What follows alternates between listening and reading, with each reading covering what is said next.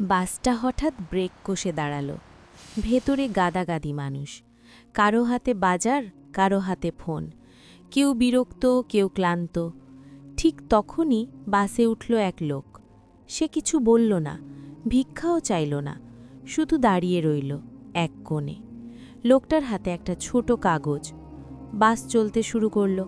হঠাৎ একজন লক্ষ্য করল লোকটার চোখে পানি। কেউ জিজ্ঞেস করল, কি হয়েছে? লোকটা কাগজটা সামনে ধরল। কাগজে লেখা, ডাক্তার বলেছে আজই শেষ দিন, বাসে যাওয়ার ভাড়া নেই। বাসের ভেতর হঠাৎ চুপ। যে ফোনে রিল দেখছিল স্ক্রল থামল, যে ঝগড়া করছিল চুপ।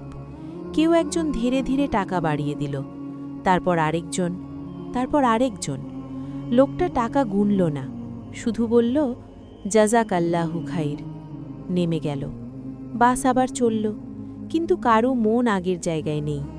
একজন ফিসফিস করে বলল, আমরা তো জানি না আজ কার শেষ দিন।